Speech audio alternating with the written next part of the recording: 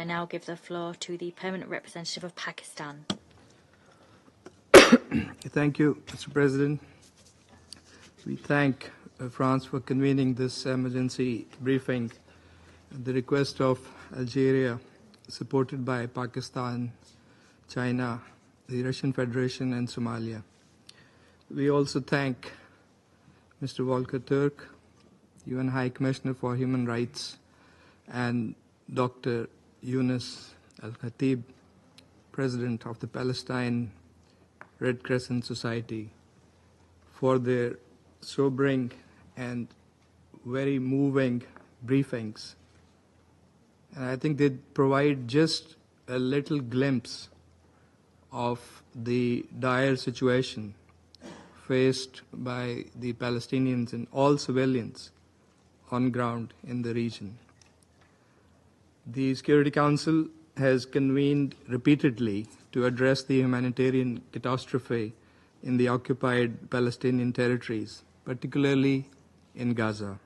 Yet, despite these discussions, the Council has failed to provide relief to the innocent Palestinians suffering from indiscriminate bombings, starvation, displacement, and collective punishment, all of which are blatant violations of international law and international humanitarian law. This grave humanitarian crisis reflects the Council's inaction, setting a dangerous precedent. The Palestinian people are left questioning whether this body will take meaningful steps or merely lament their suffering. Our failure not only undermines this institution, but also erodes the international order built on the UN Charter. The Council must assert its relevance by ensuring the implementation of its own decisions before it is rendered inconsequential. Gaza has descended into an abyss of suffering, an unprecedented man-made catastrophe where hospitals, schools, and shelters are attacked indiscriminately. Children and women perish under the rubble. Humanitarian workers, including the UN personnel, are targeted deliberately to cut off the lifeline of the affected populations.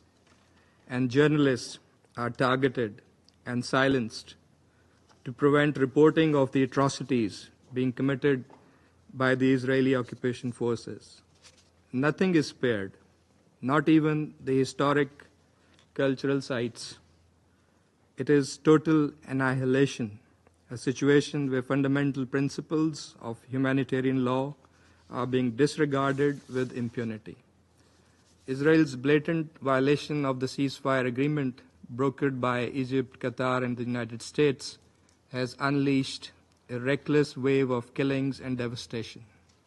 Instead of heeding calls from this Council, the General Assembly, and the ICJ, Israel has expanded its bombardments and ground operations.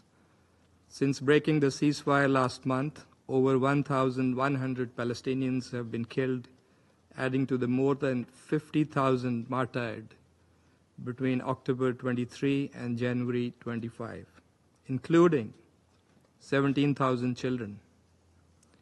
This is not just warfare, it is the systematic destruction of a people.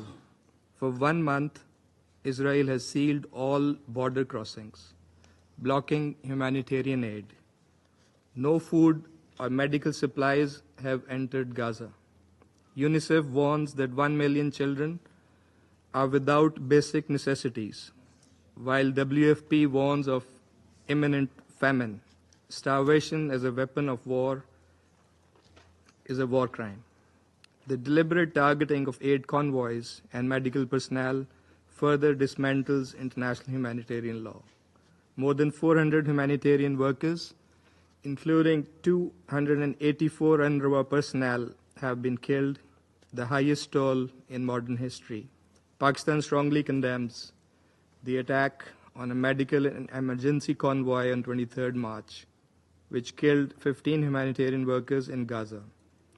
When UN staff and humanitarian workers are gunned down with impunity, we must ask, what remains of the global order we built from the ashes of the World War II? While Gaza burns, the West Bank witnesses its own Nakba. Over 40,000 Palestinians have been driven from their homes, the largest displacement since 1967.